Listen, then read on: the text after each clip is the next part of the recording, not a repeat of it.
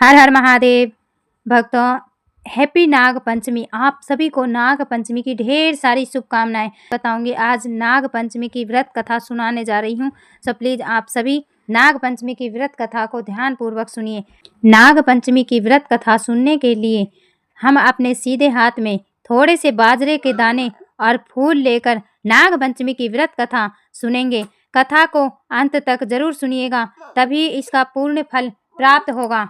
तो देखिए, प्राचीन काल में किसी नगर में एक सेठ जी रहते थे और सेठ जी के 7 पुत्र थे और उन सभी की शादी हो चुकी थी। 7 पुत्रों की बहुएं थी और उनमें से सबसे छोटी बहू सबसे ज्यादा विदुषी और सुशील संस्कारी थी। एक दिन सबसे बड़ी बहू ने सभी देवरानियों से कहा कि घर को लीपने के लिए पीली मिट्टी लेकर आते हैं। तभी बहुएं डालियां और खुरपी लेकर मिट्टी लेने के लिए चल दी।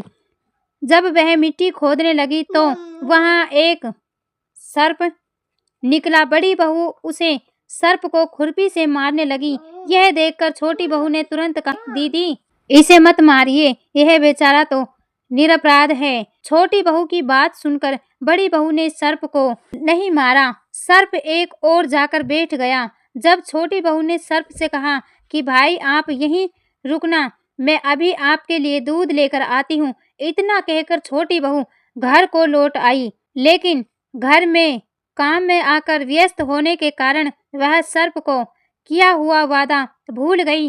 अगले दिन जैसे ही उसे अपनी बात याद आई तो वह तुरंत दूध लेकर उस स्थान पर पहुंची। वहां उसने देखा कि सर्प अभी भी वहीं बैठा हुआ था। सर्प को देखकर छोटी बहू बोली कि भाई मुझे माफ कर दीजिएगा, मैं अपने काम में लग गई थी और आपसे किए हुए वादे को भूल गई थी। तब सर्प ने बोला, मैं तुम्हें अभी झूठ बोलने के कारण डस लेता, लेकिन तुमने मुझे भाई कहकर पुकारा है और इसीलिए आज से तू मेरी छोटी बहन हुई। अब तुम मुझसे जो चाहो मांग सकती हो। छोटी बहू ने कहा कि भाई मेरा कोई भाई नहीं है, इसी नहीं है, मुझे आपसे एक भाई मिल गया। अब मुझे और कुछ भी नहीं चाहिए। बस जब भी मैं आपको पुकारूं आप मेरे पास जरूर आ जाना। सर्प ने उसकी बात स्वीकार कर ली। कुछ दिनों के बाद सावन का महीना आया तो सेठ जी की सभी बहुएं अपने अपने मायके जाने लगी। जब इन्होंने छोटी बहू से पूछा कि तुम कहाँ जाओगी तो वह बहुत दुखी हुई, क्योंकि उसका कोई भाई सगा नहीं था।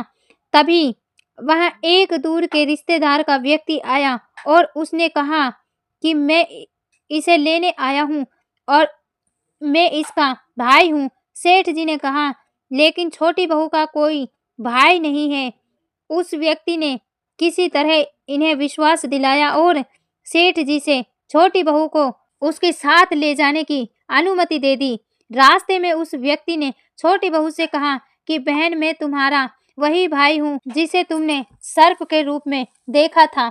मैं तुम्हें अपने घर नागलोक लेकर जाने आया हूँ। तुम बिल्कुल भी मत डरना और मेरे कहे अनुसार ही करना। छोटी बहू ने अपने भाई की बात मान ली। जब वह नागलोक गए तो वहां का धन और ऐश्वर्य देख छोटी बहू बहुत ही चकित रह गई।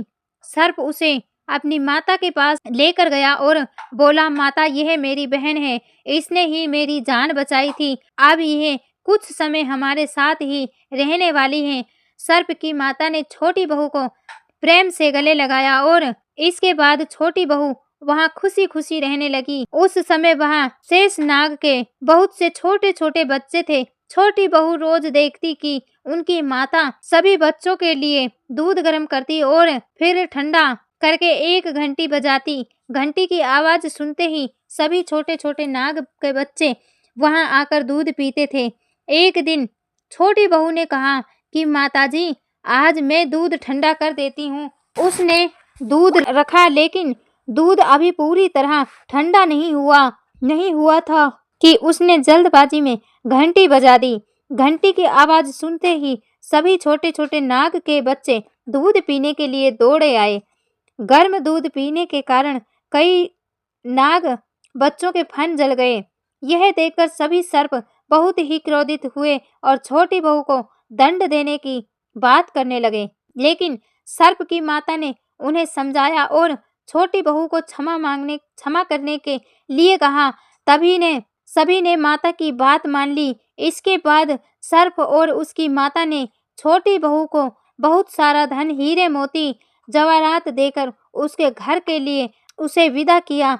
इतना सारा धन लेकर बड़ी बहू ने कहा कि भाई ने इतनी सारी दौलत दी है, इसके रखने और संभालने के लिए सोने की झाड़ू भी दे देते। यह सुनकर सर्प ने अपनी बहन को सोने की झाड़ू भी दे दी और साथ ही में उसकी माता ने छोटी बहू को हीरे मोती और मणियों से बना हुआ एक अद्भुत हार भी दिया। जब छोटी बहू यह हार पहनकर अपने घर को पहुंची तो उसकी सुंदरता की चर्चा पूरे नगर में होने लगी। उस हार की प्रशंसा की बात अब नगर की रानी ने सुनी तो उसने भी उस हार को पहनने की इच्छा राजा से व्यक्त की। राजा ने तुरंत अपने सैनिकों से सेठ जी के घर हार लेने के लिए भेज दिया। राजा के डर से सेठ जी ने छोटी बहू का हार सैनिकों को दे दिया।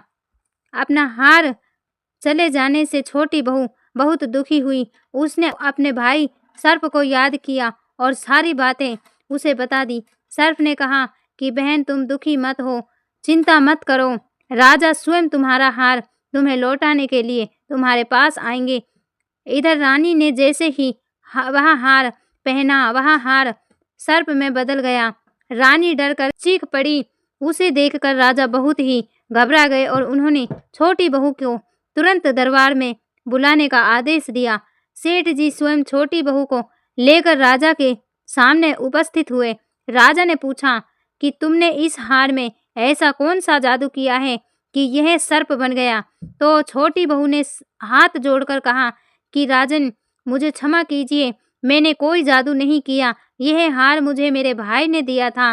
तभी वह नाग देवता प्रकट हुए, बोले कि राजन, यह मेरी बहन है, इसने मेरी जान बचाई थी, मैंने ही इसे यह हार दिया है।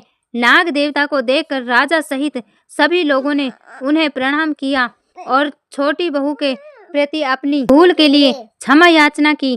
तभी से नाग देवता की पूजा और नाग पंचमी का पर्व बड़ी ही श्रद्धा और भक्ति के साथ मनाया जाने लगा।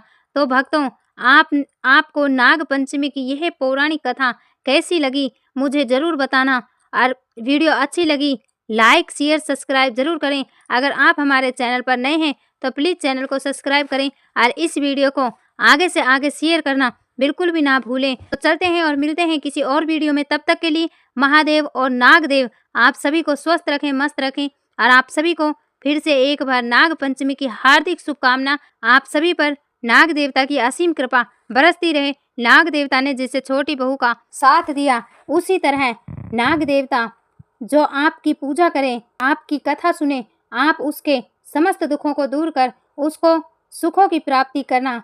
हे नागदेव, आपके चरणों में मेरा कोटि कोटि प्रणाम है। हर हर महादेव। जय नागदेव।